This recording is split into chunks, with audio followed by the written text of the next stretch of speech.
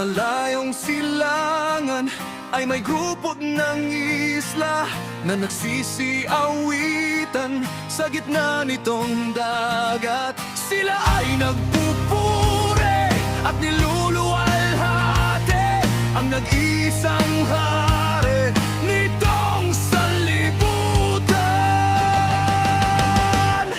Papuri sa ngalan mo'y umuugong sa kapuluhang himlayan ng araw at sagana sa ginto't likas yaman. Dakilang hari pinaparanggalan. Mga bangkang pangisda kanilang hinahanda at bago pumalaot ay nagdadasal muna sa gitna nitong bukid na may butil na ginto. Bigay ng alahaya sa